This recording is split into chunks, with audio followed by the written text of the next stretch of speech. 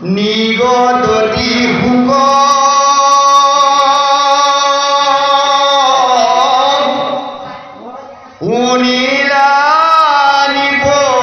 উনিলানিপতি নামৰ যেন প্ৰভাৱ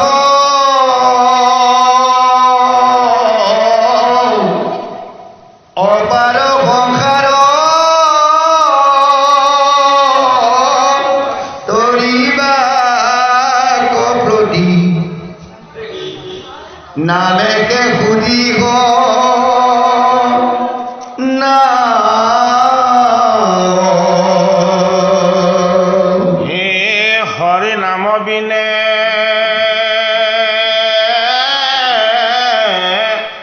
জপ দান দানে অসাধিবে নপা ৰে গতি নামৰ সমান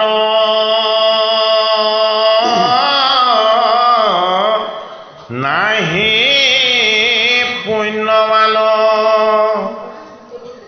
অজানিবা কৃষ্ণ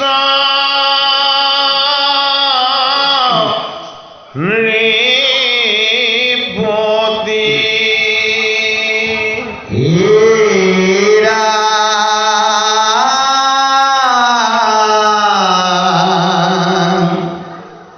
পাপী অজামিল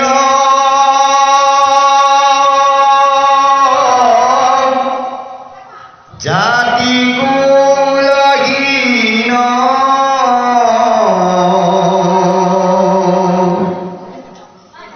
অখিচৰি বেচাৰ পতি গলে গাইদৰি জমদূতে ধৰি নেৰ ৰক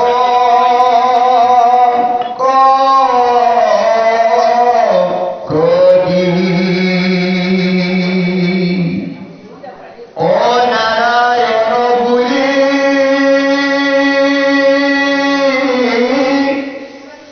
ডাকিলে দৰদ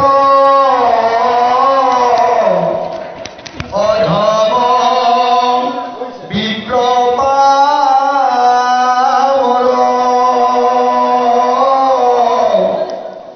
এতেকে মৃত্যুকো তৰি মুখ পায়ে মহিমা দেখা নাম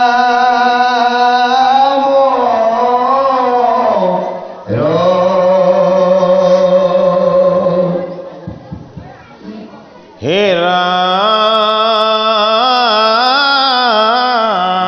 ৰাম নাম কীৰ্তনত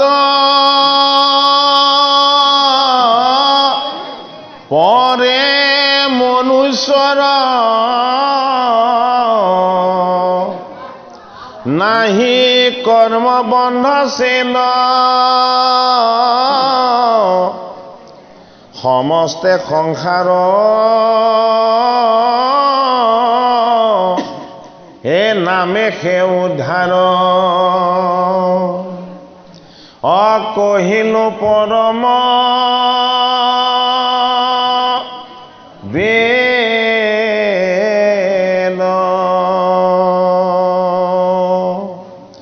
এই ইহাৰ প্ৰমাণ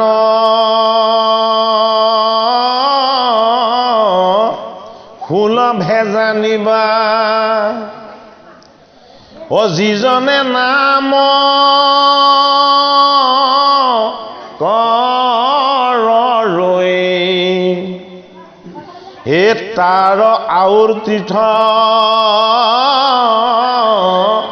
ব্ৰত তপজপ হে কৰ্মটো মন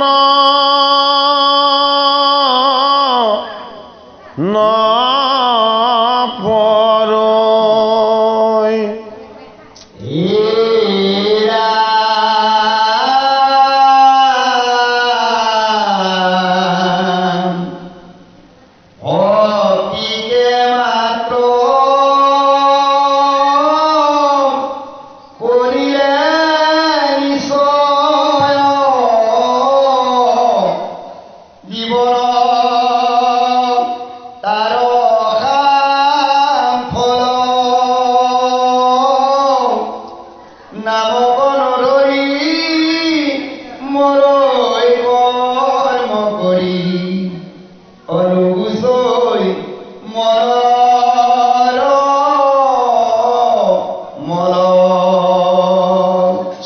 স্বৰ্গ নৰকক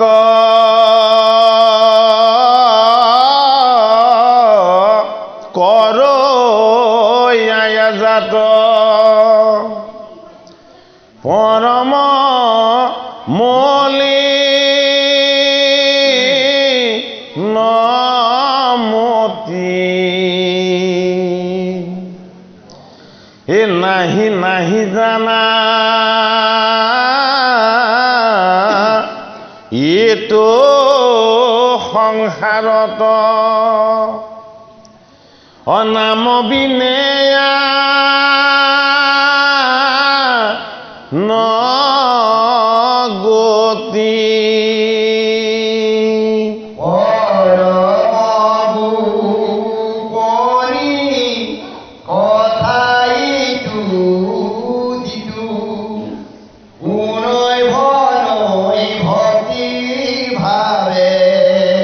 নপাই যোৱাত নাক জমদূতে তাক চক্ষয় মেলি নচাৱে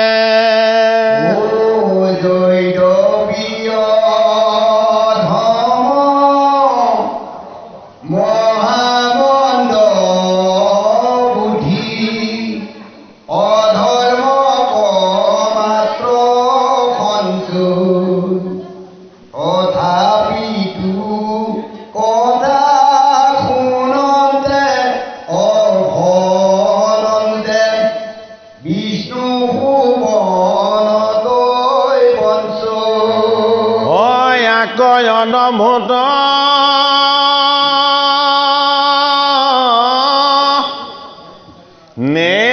নেদেখিবা ৰাজা অ নামৰ মহামহিমা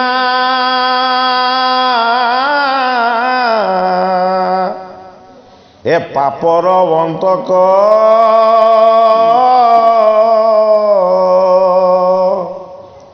কি কইব নামক অ নামে সে মুখৰ হিমা হে কৃপালো গুৰুমূৰ্তি ভকত বৈষ্ণৱ বাপ তথা আই সমস্ত শিশু সমস্ত আপোনাৰ সবে সমস্ত গিৰিকীৰ ৰাইজে প্ৰতি বৰ্ষতেই বৈকুণ্ঠৰ কল্পতৰু ভাগৱত শাস্ত্ৰ অতি উৎসৱেৰে ভ্ৰমণ কৰায় আৰু তাৰ পাছত এই ভাগৱত শাস্ত্ৰ শ্ৰৱণ কীৰ্তন কৰে। আমি যেতিয়া ইয়াৰ 2 বছৰ আগত আপোনালোকৰ এই নামঘৰত আমি ভাগৱতৰ পাঠ পৰ্যালোচনাৰ সেৱাভাগ ধৰিছিলোঁ, সেই বৰ্ষৰ পৰিৱেশতকে এই বৰ্ষৰ পৰিৱেশটো আমি বহুত পৰিৱৰ্তন দেখিছোঁ। এই পৰিৱৰ্তন কিহে কৰিছে? আপোনালোকে কৰা ভগৱন্তৰ চৰণত যি সেৱা, এই সেৱাৰ মহিমাই কৰিছে। প্ৰথম কেইবছৰ আপোনালোকৰ পাঠ পৰ্যালোচনাৰ অনুষ্ঠানত অকণমান হৈ হুলস্থুল হৈছিল, শৃংখলাবদ্ধতা অলপ কম আছিল, কিন্তু আমি অত্যন্ত আশাবাদী। কাৰণ কোনো শিশুৱে জন্ম হৈ গোটা ভাত গিলিব নোৱাৰে, তাক প্ৰথম পনীয়া আহাৰ খাবলৈ দিয়া হয়। সেইটো কাৰণে ভকতি কোনেও এদিন কৰি গভীৰ হ'ব নোৱাৰে। ভকতিৰ অনুশীলন আপোনালোকে ক্ৰমশঃ কৰি আহিছে। এতিয়া খুব আনন্দ লাগিছে যে আপোনালোক ভকতিত নিপুণ হৈছে। আপোনালোকৰ পৰিৱেশ আগতকৈ গহীন গম্ভীৰ আৰু মংগলময় হৈছে। ভাগৱত শাস্ত্ৰই এই শাস্ত্ৰৰ যি অনন্ত মহিমা, এই মহিমা আপোনাসকলৰ মাজতে আমাক প্ৰত্যক্ষ কৰাইছে। গতিকে আমি আপোনাসৱৰ সমস্তৰে চৰণত পুনৰ সেৱা জনাইছোঁ যে ভগৱন্তৰ গুণ যশ লীলাৰ শ্ৰৱণ কীৰ্তনৰ উৎসৱে জীৱক জনমে জনমে সঞ্চিত পুণ্যৰ ভাগ দান কৰে। আমি ধন ধান গতিছোঁ পিটিছোঁ খাইছোঁ আছোঁ, এইখিনি খৰচ কৰি থাকিলে ইয়াৰ পৰিমাণ কমি গৈ থাকে। সা সম্পত্তি ঐশ্বৰ্য বিভূতি যৌৱন জীৱন এইবিলাক ক্ষয়শীল বস্তু। আপোনালোকে প্ৰতি বৰ্ষতেই এই ভাগৱত পাঠ পৰ্যালোচনাৰ অনুষ্ঠানৰ দ্বাৰা আপোনালোকৰ ভকতিৰ সীমা পৰিসীমা আৰু আপোনালোকৰ লগত সঞ্চিত কৰা পুণ্যৰ পৰিমাণ বছৰে বছৰে বৃদ্ধি কৰি গৈ আছে। ভাগৱত ভগৱন্ত কৃষ্ণৰ বাংময় মূৰ্তি। ভগৱান কৃষ্ণই বৈকুণ্ঠ প্ৰয়াণৰ সময়ত উদ্ধৱ মহন্তক মই বৈকুণ্ঠলৈ যাম, আৰু লগত কোন যাব বিচাৰিছে? উদ্ধৱ মহন্ত যাব বিচাৰিছে। কিয় যাব বিচাৰিছে? যে হে কৃষ্ণ, তুমি মোৰ প্ৰাণ, তুমি মোৰ হৃদয়, তুমি মোৰ দৃষ্টি, তুমি মোৰ কৰ্ণৰ শ্ৰৱণ শক্তি, আৰু তুমি মোৰ কি? তুমি মোৰ সৰ্বস্ব। যদি তুমি বৈকুণ্ঠলৈ গুচি যোৱা তেতিয়াহ'লে মইতো ইয়াতেই মৰিম, কাৰণ তুমিয়েই মোৰ সকলো। তুমি বৈকুণ্ঠলৈ গ'লে মই ইয়াত কেনেকৈ থাকিম? গতিকে তুমি মোক এটা কৃপা কৰা। কি কৃপা কৰা? যে তুমি বৈকুণ্ঠলৈ যাওঁতে লগতে মোকো লৈ যোৱা। এতিয়া কৃষ্ণৰ মহিমা। হে নাৰদত বিষ্ণু আসন তকৈ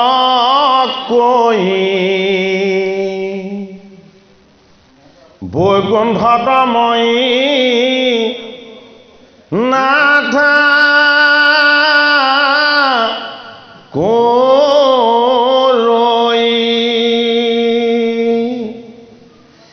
যোগীৰো হিয়া এৰিখ মোদাই এ ঠাকু ভকতৰ কীৰ্তন চাই। দেৱঋষি নাৰদ ঢেঁকীটোত উঠি উৰা মাৰিলে। কলৈ? বৈকুণ্ঠলৈ। যে মোৰ ঈশ্বৰজন ভগৱানজন বৈকুণ্ঠতনো কেনেকৈ আছে মই এবাৰ চাই আহোঁ। বৈকুণ্ঠৰ ৰত্নৰ মন্দিৰলৈকে গৈ পাই নাৰদে জুমি জুমি মন্দিৰৰ ভিতৰলৈ চাই আছে। হে ভগৱান বিষ্ণু, তুমি ক'ত আছা? তোমাক মই কিয় দেখা নাই? হে ভগৱন্ত বিষ্ণু, তুমি ক'ত গ'লা? তুমি বৈকুণ্ঠতে সদায় থাকো বুলি কৈছা, আৰু মই ইয়াত তোমাক চাবলৈ প্ৰত্যক্ষ কৰিবলৈ দৰ্শন কৰিবলৈ আহিছো, তুমি যে বৈকুণ্ঠত নাই। কাৰো মাত নাই। দেৱঋষি নাৰদে সদায় হাঁহি থাকে। বৈকুণ্ঠলৈ যাওঁতে তেওঁৰ আনন্দৰ সীমা নাই। কিয়? যে বৈকুণ্ঠ প্ৰতীক দৰ্শন পাম। বৈকুণ্ঠতে বহি নাৰদে কান্দিছে, হে জগতৰ গোসাঁই, কিয় তুমি মোক মিছা কথা কৈছিলা? তুমি বৈকুণ্ঠত থাকো বুলি কোৱাৰ কাৰণে মই বৈকুণ্ঠত চাবলৈ আহিলো, আৰু বৈকুণ্ঠত তুমি নাই। তেতিয়া জগতৰ গোসাঁয়ে নাৰদক দেখা দি কৈছে, হেৰা নাৰদ, মই বৈকুণ্ঠত থাকো বুলিহে কৈছো, সদায় মই বৈকুণ্ঠত নাথাকো নহয়। বোলে ক'ত থাকে আপুনি? যেতিয়া নিৰ্বাণস্থিত মুনিজনে দেহৰ সমস্ত বিকাৰৰ পৰা মুক্ত হৈ মই এই আত্মা বুলি, পৰমাত্মাৰ অংশ বুলি হৃদয়ত যেতিয়া একান্ত চিত্তে মোক উপাসনা কৰিব, মই তেতিয়া গৈ তেওঁৰ হৃদয়ত থাকোঁগৈ। মই যেতিয়া যোগীৰ হৃদয়ত বিৰাজমান হৈ যেতিয়া মই আনন্দময় হৈ থাকোঁ, তেতিয়া তুমি মোক বৈকুণ্ঠত বিচাৰিলে নাপাবা। আৰু হেৰা নাৰদ, এই যোগীৰ হৃদয়ো মই ত্যাগ কৰিবলৈ লওঁ। বোলে কেতিয়া? বোলে যেতিয়া ভকত বৈষ্ণৱে মোৰ গুণ কীৰ্তন, শ্ৰৱণ কীৰ্তন, ভক্তিৰ আনন্দ যেতিয়া প্ৰকাশ কৰে, যেতিয়া ভকতে মোৰ নাম গুণ গাই মোক যেতিয়া উপাসনা কৰে, মই তেতিয়া যোগীৰ হৃদয়তো থাকিব নোৱাৰা হওঁ। মই তেতিয়া বৈকুণ্ঠতো নাথাকো, মই বোলে তেতিয়া কৈ থাকো, মই তেতিয়া ভকতৰ হৃদয়ত বহি থাকোঁগৈ। গতিকে আজি আপোনাক ভকত স্বৰূপ ভগৱন্ত, আপোনালোকৰ হৃদয়ত বৈকুণ্ঠ ধামত বিৰাজমান হৈ থকা ভগৱান কৃষ্ণ আহি আজি আপোনালোকৰ হৃদয়ত বিৰাজমান হৈছে। কিয় আপোনালোকৰ হৃদয়ত বিৰাজমান হৈছে তাৰ প্ৰত্যক্ষ প্ৰমাণ। আপোনালোকৰ এতিয়া ঘৰলৈ মনত পৰা নাই, সংসাৰলৈ মনত পৰা নাই, বাহিৰলৈ দৃষ্টি যোৱা নাই। আপোনালোকৰ এতিয়া এক মন এক প্ৰাণ। বোলে কি? ভাগৱতে আমাক কি কৈছে, ভাগৱত শাস্ত্ৰতনো আমাৰ কি উপদেশ আছে, এই উপদেশৰ আৰ্হিৰ দ্বাৰা আমি জীৱনটোক কেনেকৈ ঈশ্বৰমুখী কৰি ল'ব পাৰিম, এই উদ্দেশ্যত আজি আপোনালোক সকলো নিমগ্ন হৈছে। পদে আমাক জনাইছে। ভাগৱতৰ ষষ্ঠ স্কন্ধ, ভাগৱত ভগৱন্তৰ হৃদয়। ভাগৱতৰ পঞ্চম স্কন্ধ, ভাগৱত ভগৱন্তৰ নাভি পদ্ম। ভাগৱতৰ চতুৰ্থ স্কন্ধ, ভাগৱত ভগৱন্তৰ সোঁৰু। ভাগৱতৰ তৃতীয় স্কন্ধ, ভাগৱত ভগৱন্তৰ বামৰু। ভাগৱতৰ দ্বিতীয় স্কন্ধ, ভাগৱত ভগৱন্তৰ সোঁপদ।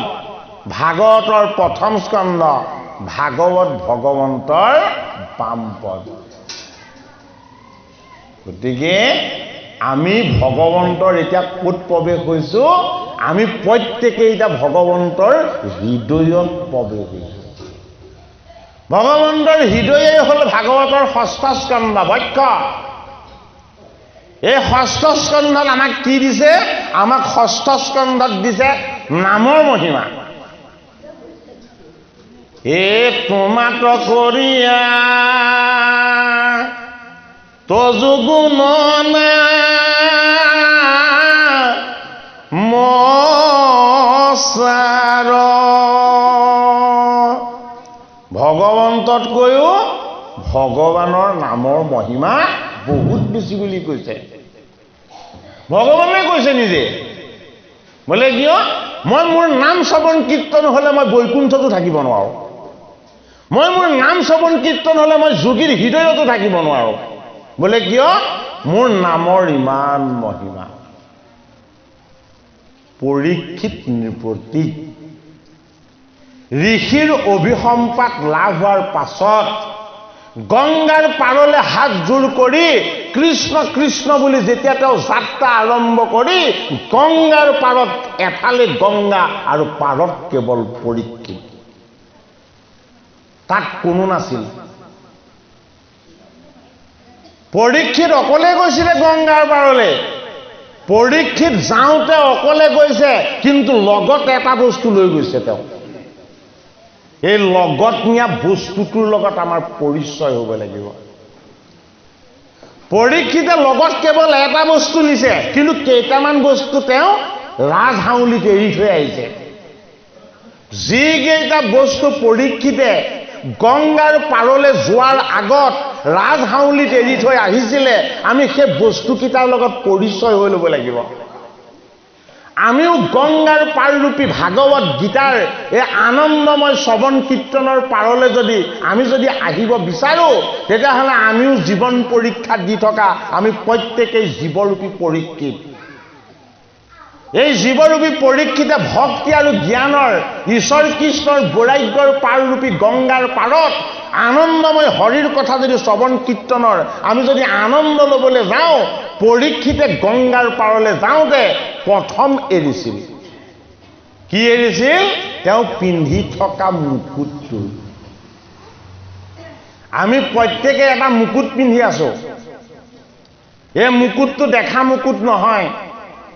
দুৰ্যোধনৰ মুকুটটো এদিনৰ কাৰণে বিচাৰিছিলে। কোনে? অৰ্জুনে। যিদিনাখন পঞ্চঘাতী অস্ত্ৰ নিৰ্মাণ কৰি পিতামহ ভীষ্মই নিশ্চিতভাৱে শয়ন কৰিছিল যে দুৰ্যোধনৰ জয় মই নিশ্চিত কৰিলো। বোলে কি? 5জন পাণ্ডৱক বধ কৰিবৰ কাৰণে মই পঞ্চঘাতী অস্ত্ৰ প্ৰস্তুত কৰি থৈছো। সেই অস্ত্ৰৰ পৰা পঞ্চ পাণ্ডৱক ভগৱান কৃষ্ণই ৰক্ষা নকৰে। তেতিয়া ভগৱান কৃষ্ণই মুকুটৰ মহিমা দেখাইছে যে পঞ্চ পাণ্ডৱক বধ কৰিবৰ কাৰণে যিটো চিন্তন, এই চিন্তনটো হ'ল দুৰ্যোধন। গতিকে এই চিন্তনটো শিৰৰ পৰা আঁতৰ কৰিবলৈ হ'লে দুৰ্যোধনৰ মুকুটটো লাগিব। কি কৰিলে? অৰ্জুনক দুৰ্যোধনৰ ওচৰলৈ লৈ গ'ল। গন্ধৰ্বই ধৰি বান্ধি দুৰ্যোধন, দুঃশাসন, কৰ্ণ, বিকৰ্ণ সমস্তখিনিক লৈ গৈছিল।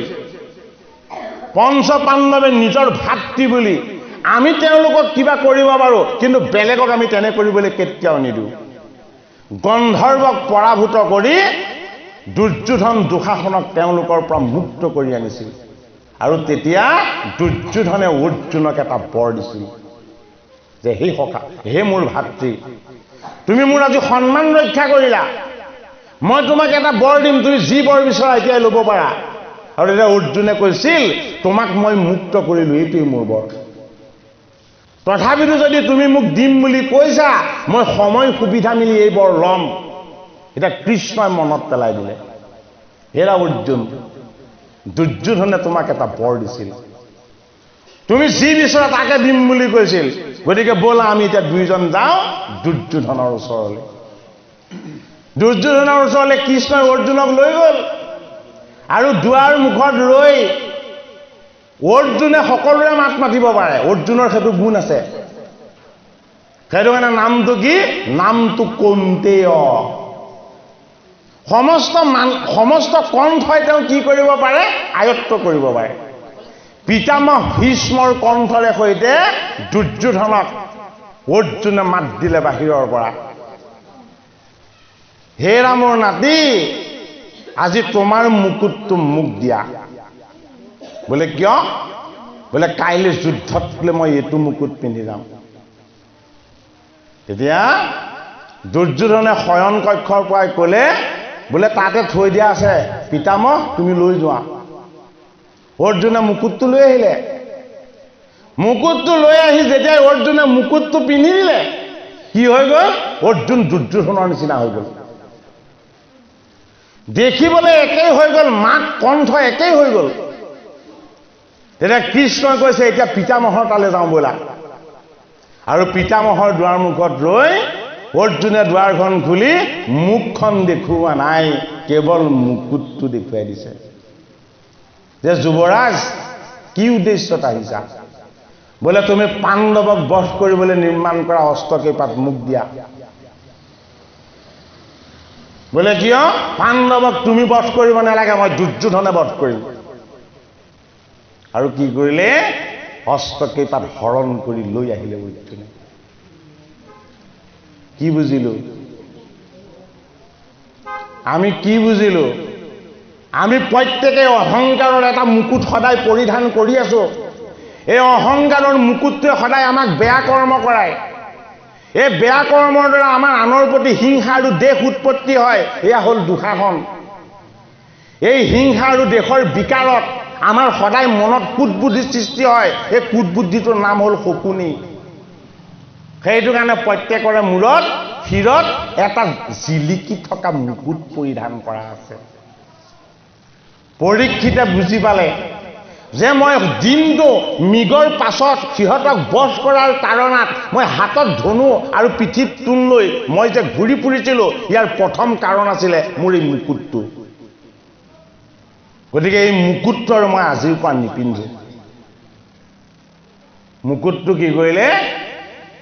জন্মেজয়ক মাতি আনি পিন্ধাই দিলে যে হে জন্মেজয়, এই ইন্দ্ৰপ্ৰস্থ আৰু হস্তিনাপুৰৰ তুমি ৰজা হবা। এই মুকুটটো যেতিয়া মই খুলি দিলো, মই ৰাজসিক আসনত আৰু নবহো, আজিৰ পৰা এইখন আসনৰ তুমি অধিকাৰী হবা।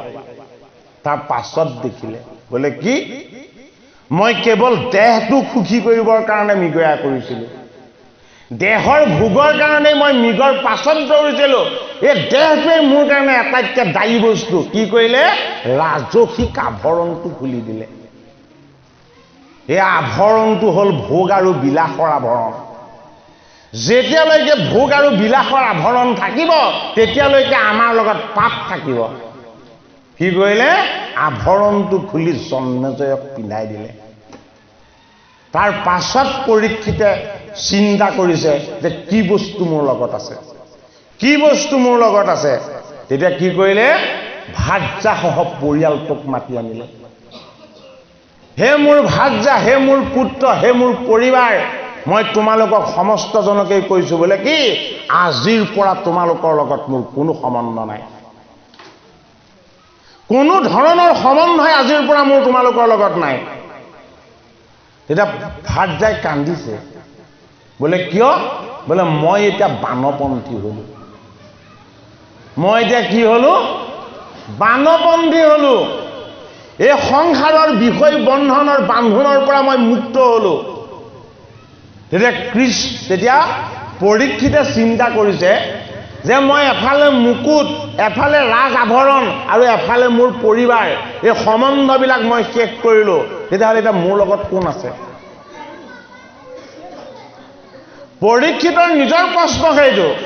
এই সমস্তখিনিক বাদ দিয়াৰ পাছত মোৰ লগত কোন আছে? তেতিয়া পৰীক্ষিতৰ হৃদয়ৰ পৰা মাত দিছে, বোলে তোমাৰ লগত আছো মই কৃষ্ণ। কোন আছো বুলি ক'লে? তোমাৰ লগত মই কৃষ্ণ আছো। এতিয়া ভগৱান কৃষ্ণই মাত দিছে পৰীক্ষিতৰ হৃদয়ৰ পৰা যে মই তোমাৰ হৃদয়ত মই কৃষ্ণ আছো। এতিয়া পৰীক্ষিতে কৈছে, যদি তুমি আছা তেতিয়াহ'লে মোক দেখা দিয়া। কৃষ্ণই কৈছে, মই এতিয়া ৰূপত নাই, মই এতিয়া আকাৰত নাই, মই এতিয়া গুণত নাই। বোলে মই ক'ত আছো? মই সমস্ততে ব্যক্ত হৈ আছো, মই আকাৰ শূন্য নিৰাকাৰ হৈ আছো। মোক যদি তুমি পাবলৈ হয়, তোমাৰ জীৱনক মোৰ চৰণলৈ নিব লাগিব। পৰীক্ষিতে হাত জোৰ কৰি কৰি কেৱল কৃষ্ণ কৃষ্ণ কৃষ্ণ ধ্বনি উচ্চাৰণ কৰি পৰীক্ষিতে তেওঁ চৰণে জলৈ নিব তালৈকে যাম বুলি গুচি গ'ল। পৰীক্ষিত যোৱা নাই। পৰীক্ষিতৰ মুখত থকা কৃষ্ণৰ নাম, এই অনন্ত শক্তিযুক্ত কৃষ্ণৰ নামে তেওঁক জলৈ নিব, তেওঁ তালৈকে যাব। আৰু পৰীক্ষিত গৈ ক'ত পালেগে? প্ৰবাহিনী গংগাৰ পাৰ পালেগে। এই গংগাৰ পাৰত যেতিয়া পৰীক্ষিতে কুলুকুলুকে গংগা নদীক বৈ থকা দেখিলে, তেতিয়া পৰীক্ষিতে গংগাৰ ফালে চাই কৰি দিলে, হে প্ৰবাহিনী গংগা, তুমিতো অনন্ত কাল বৈ আছা, মই কিয় ৰৈ থাকিম? যদি তুমি সদায় বৈ থাকা, তেতিয়াহ'লে মই এতিয়া কি কৰিম? মই এতিয়া তোমাতে আশ্ৰয় ল'ম। বহুতে ভাবিব কি তেওঁ গংগাত ডুব গৈ মৃত্যুমুখত পৰিব নেকি? নহয়, গংগা মানে ভক্তি। এই ভক্তিৰূপী গংগাৰূপী নদীৰ পাৰত পৰীক্ষিত শুদ্ধ চিত্তে বহিলে আৰু কীৰ্তন কৰিবলৈ ল'লে ভগৱান কৃষ্ণৰ নাম। ৬০ সহস্ৰ ঋষিয়ে হৃদয়ত কৃষ্ণক বান্ধি ৰাখিছে। কি কৰি? কৃষ্ণৰ ধ্যান কৰি, উপাসনা কৰি। ঋষিসকলে হৃদয়ত কৃষ্ণক ধ্যান কৰি হৃদয়ত কৃষ্ণক ধৰি ৰাখে। যেতিয়াই পৰীক্ষিতে কৃষ্ণ কৃষ্ণ নাম জপ কৰি গংগাৰ পাৰত বহি ধ্যান কৰিবলৈ লাগিলে, ঋষিৰ হৃদয়ৰ পৰা ভগৱান কৃষ্ণ বিদায় লৈ ল'লে। কি হ'ল? কৃষ্ণ আহি তেওঁ নামত বাস কৰিছে। ঋষি সমস্তই যেতিয়া হৃদয়ত কৃষ্ণক নেদেখিলে, তেওঁলোকে কাণেৰে শুনিবলৈ পালে এটা শব্দ, কৃষ্ণ কৃষ্ণ কৃষ্ণ। কি কৰিলে? আমাৰ গোসাঁই নামনো কোনে লৈছে? এই বুলি এজন এজনকে উঠি আহোঁতে আহোঁতে গংগাৰ পাৰত ৬০,০০০ ঋষি বহি ল'লে। আৰু চকু মেলি চাই যেতিয়া পৰীক্ষিতে দেখিছে অকলে নাম জপ কৰিছিলে পৰীক্ষিতে, সন্মুখত ৬০,০০০ ঋষি বিৰাজমান হৈ আছে। গতিকে সকলোৱে নামতে আশ্ৰয় লৈছে।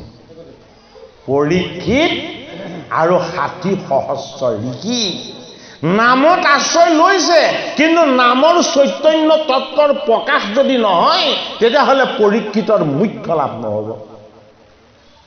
কি হ'ল?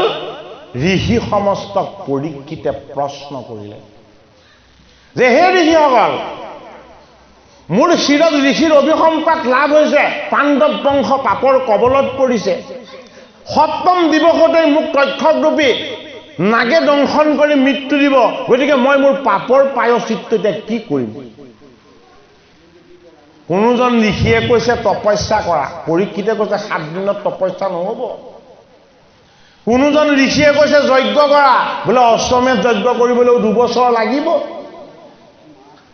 কোনোজন ঋষিয়ে কৈছে দান কৰা, বোলে মোৰ নিজৰ বাহিৰে দান কৰিবলৈ একোৱেই নাই, মই সকলো ৰাজ্যত এৰি থৈ আহিলোঁ, কি মই ধন ৰত্ন দান কৰিম? যজ্ঞ, তপ আৰু দান, এই তিনিটা এতিয়া পৰীক্ষিতে কৰিব নোৱাৰা হ'ল। তেতিয়া ঋষিসকলৰ বাক্যত পৰীক্ষিত আশ্বস্ত নহ'ল। পৰীক্ষিত মৌন হৈ বহি দিলে, ঋষি সমস্ত মৌন হৈ বহি পৰিল। আৰু তেতিয়াই আহি গ'ল কোন? ব্যাস নন্দন শুকদেৱ। মুখত কৃষ্ণ নাম, ইষদ ইষদ হাঁহি, নৃত্য কৰি কৰি ৰাম কৃষ্ণ হৰি ৰাম কৃষ্ণ হৰি ৰাম কৃষ্ণ হৰি নাম লৈ নৃত্য কৰি কৰি নৃত্যৰত অৱস্থাত শুকদেৱ আহি গংগাৰ পাৰ পালে। গংগাৰ পাৰলৈ নৃত্য কৰি কৰি শুকদেৱক যেতিয়াই অহা দেখিলে পৰীক্ষিতৰ চকু এৰি ধাৰাসাৰ চকু পানী ববলৈ ল'লে। কিয় চকু পানী ববলৈ লৈছে? যে মই যাক বিচাৰিছিলো সেইজন আহিছে, যিজনৰ মুখত কৃষ্ণৰ নাম আছে, হৃদয়ত কৃষ্ণ আছে, যিজনৰ চলন ফুৰণত কৃষ্ণৰ নৃত্য আছে, এই শুকদেৱ আহিছে মোৰ ওচৰলৈ। কি কৰিলে? ৬০,০০০ ঋষি উলম্ব হৈ দিলে। সকলোৱে হাত দাঙি ঘোষণা কৰি দিলে হৰি হৰি হৰি। এ হৰি নামৰ ৰসে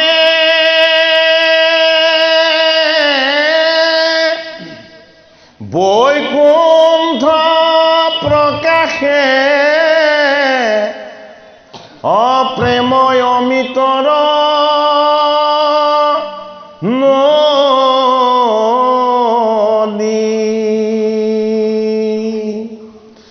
শ্ৰীমন্ত শংকৰে পাৰ ভাঙি দিলা, অবহে বমানক ভেদি।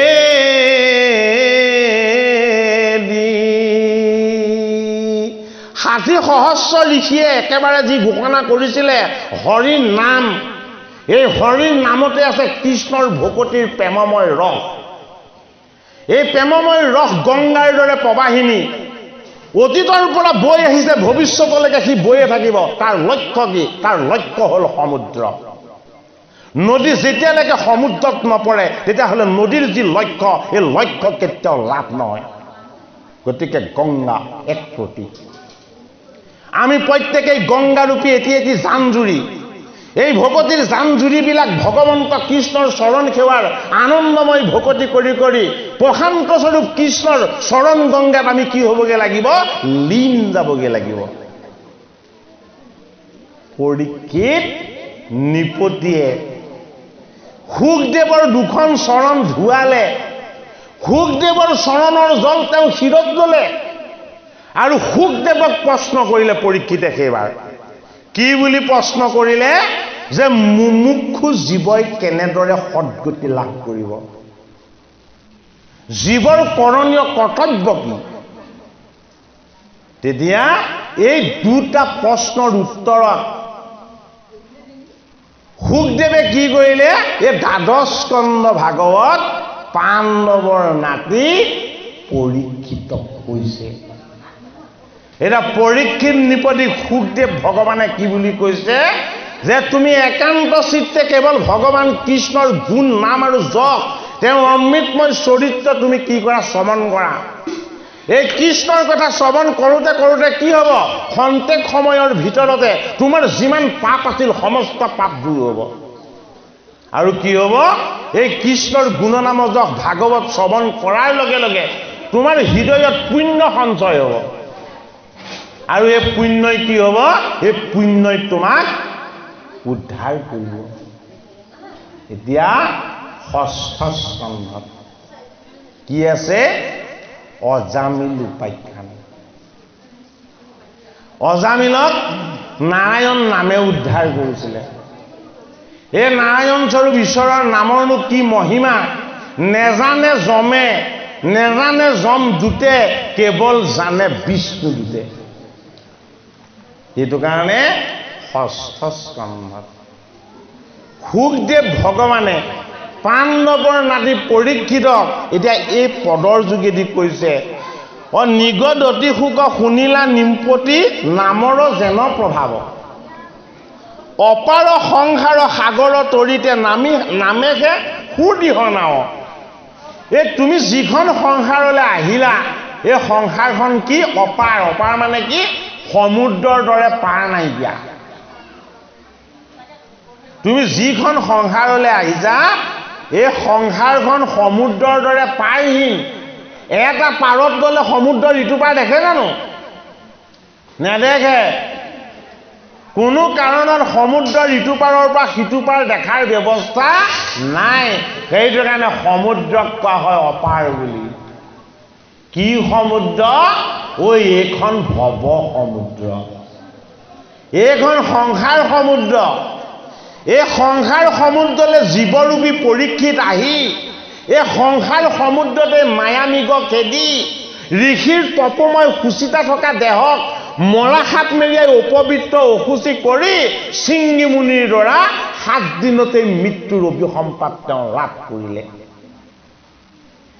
এই ঋষিৰ অভিশাপৰ পৰা পৰীক্ষিতক এতিয়া কিহে মুক্ত কৰিব?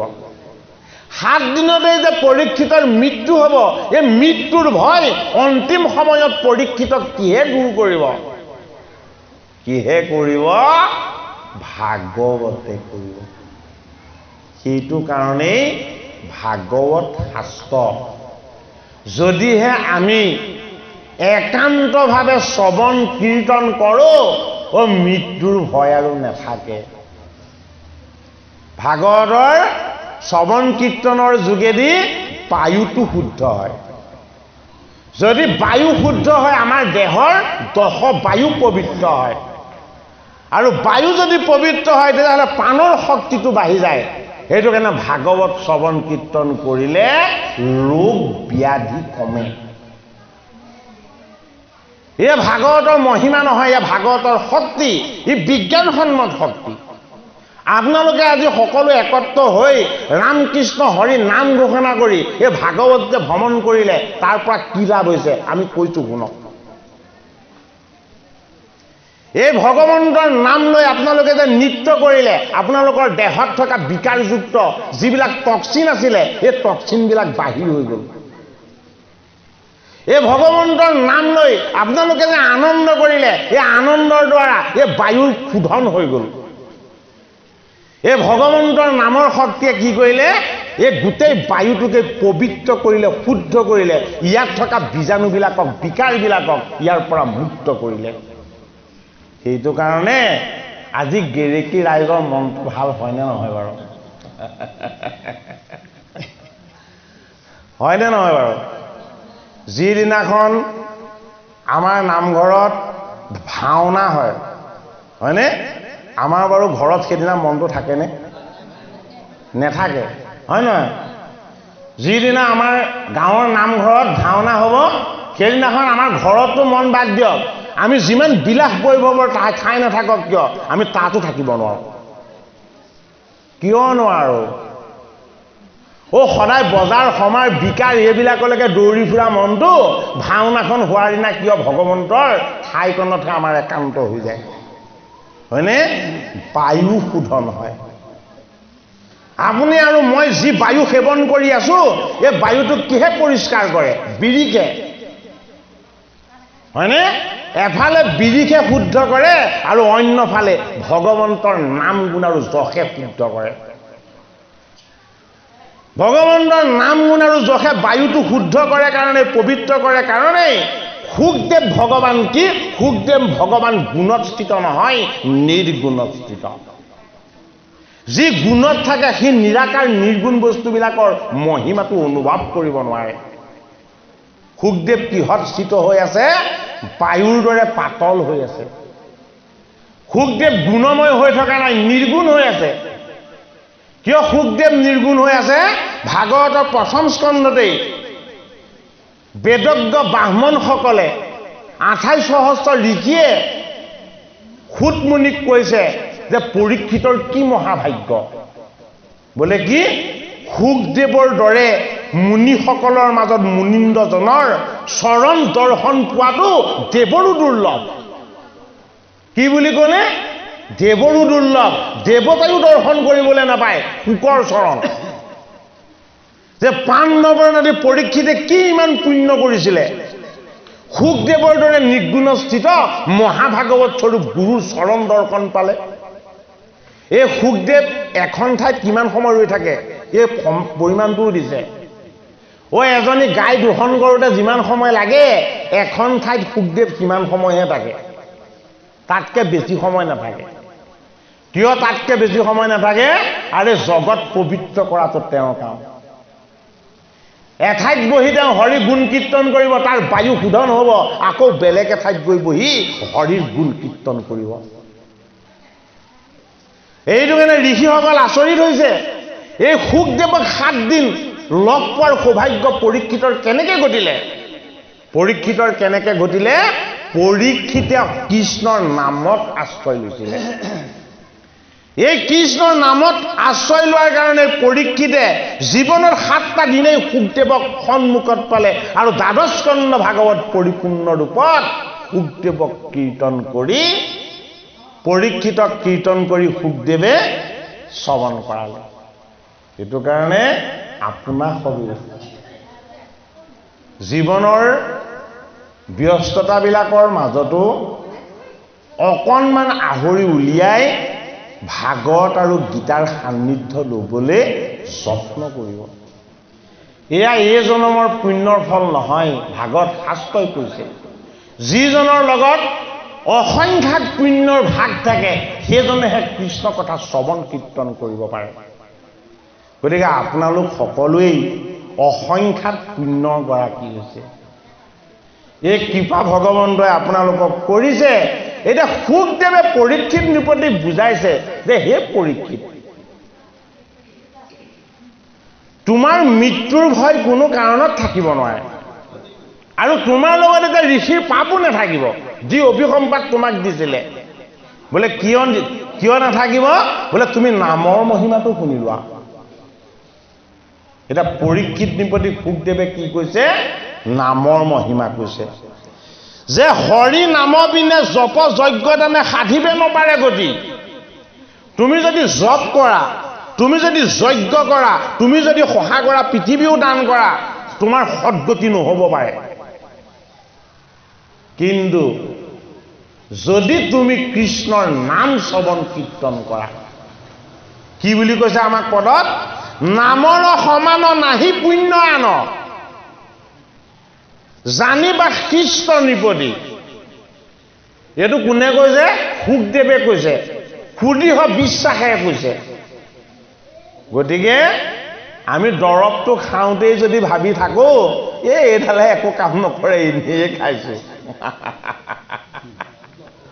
যিমান ভাল দৰৱ নহওক সি কাম নকৰিব এই যে আপোনালোকে আজিৰ এই পুণ্যময় দিনটোত পবিত্ৰ দিনটোত অকণমান যে ভাগৱত কথা শ্ৰৱণ কৰিছে এই শ্ৰৱণ কৰা তাৰ যিটো আনন্দময় মহিমা এই মহিমাটো অনুভৱ কৰক বোলে কি যদি 100টা যজ্ঞ কৰিলোহেঁতেন, যদি মোৰ সমস্ত সা সম্পত্তিও দান কৰিলোহেঁতেন, যদি মই তপময় সাধনাও কৰিলোহেঁতেন, আজি যিমানখিনি পুণ্যৰ ভাগ লাভ হৈছে সিমানখিনি পুণ্য কেতিয়াও লাভ নহয়। আমি কোৱা নাই কিন্তু দেই, ভাগৱত শাস্ত্ৰই কৈছে। শাস্ত্ৰই যিটো কৈছে আমি সেইটো মানিব লাগিব। শাস্ত্ৰ আমাৰ কি? শাস্ত্ৰ আমাৰ আচাৰ্য। আচাৰ্যই আমাক কি শিকায়? আচাৰ্যই আমাৰ জীৱনৰ আচৰণবিলাক শিকায়। যি জীৱনৰ সৎ আচৰণখিনি শিকায় সেইজন আচাৰ্য।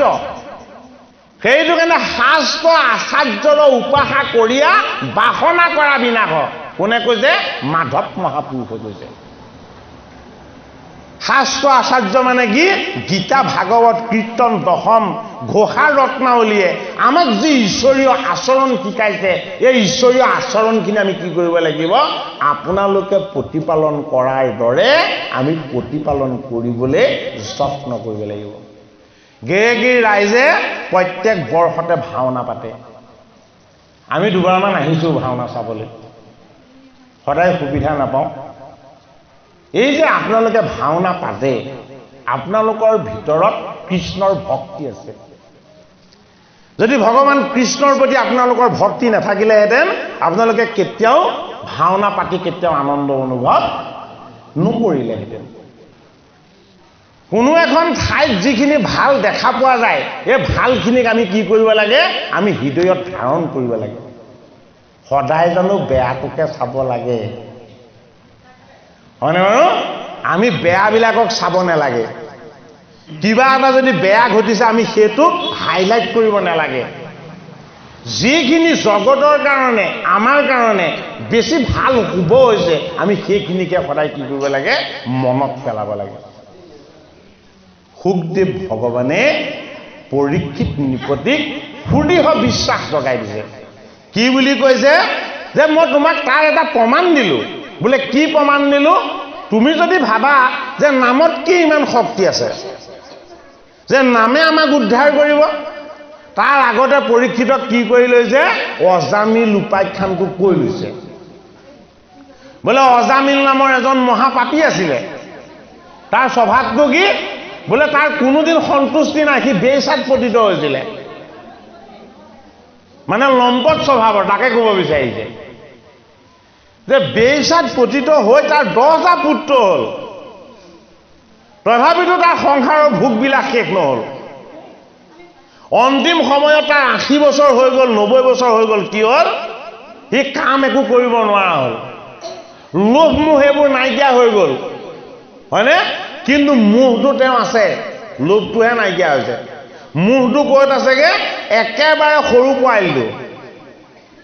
তেওঁ যিটো আটাইতকৈ শেষৰ পুত্ৰ, সেইটো সদায় কোলাত লৈ খেলি থাকে। তয়ে মোৰ প্ৰাণ। আৰু বুঢ়া কালত ল'ৰা পাইছে।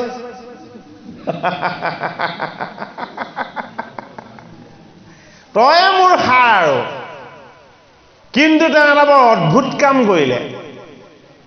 তাৰ নামটো ভগৱানৰ ৰাখিলে। নামটো কি ৰাখিলে? নামটো নাৰায়ণ ৰাখিলে। আমাৰ নাৰায়ণ বা বহি আছে, সেৱা জনাইছো দেই। নাৰায়ণ বাবাৰ নাম ল'লে ঈশ্বৰৰ নাম লোৱা হয়, হয়নে বাৰু? গতিকে তেখেতে একেবাৰতে 2টা কাম কৰি আছে। এইটো খুব ভাল কথা। ভগৱানৰ নাম যদি কাৰোবাৰ ৰখা হয়, সেই নাম স্মৰণ কৰিলে আমাৰ পুণ্য লাভ হয়। অজামিল বেইচাত পতিত হ'ল, মহাপাপ কৰিলে, পিতৃ মাতৃকো শেষত তেওঁ অৱজ্ঞা কৰিলে। আৰু অন্তিম সময়ত কি হ'ল?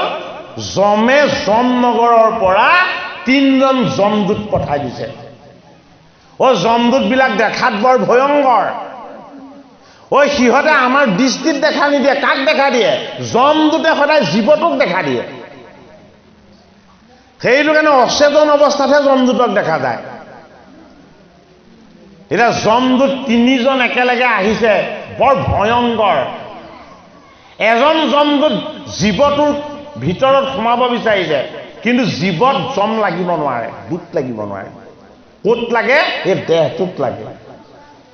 কাৰণ জীৱটো দেহতহে আশ্ৰয় লৈ আছে। সেইটো কাৰণে প্ৰথমজন যমদূত গৈ কি কৰিলে, এই অজামিলৰ গোটেই গাটো বিষময় কৰি দিলে। অজামিলে কেঁকাবলৈ লৈছে, গাটো খুব বিষ হৈছে। 2 নম্বৰ যমদূত কি কৰিলে, পেটৰ ভিতৰত সোমাই দিলে। বোলে কি, তোৰ পেটটো ফুলি থাকক, উশাহ নিশাহ ল'ব নোৱাৰা হওক। এজনে গোটেই গাটো বিষময় কৰি দিলে, অন্যজন সোমাই কি কৰিলে, গোটেই পেটৰ বিষ আৰু পীড়া কৰি দিলে।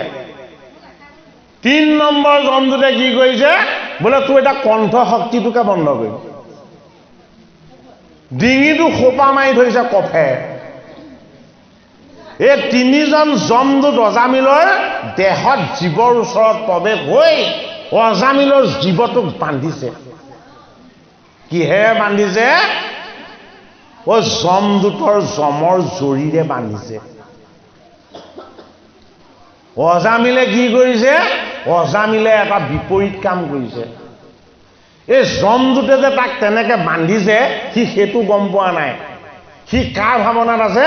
তাৰ কনিষ্ঠ পুত্ৰটোৰ ধুনীয়া মুখখন মনলৈ আহিছে। যমদূতে যে তাক কষ্ট দিছে, সি এইটো অনুভৱেই কৰা নাই।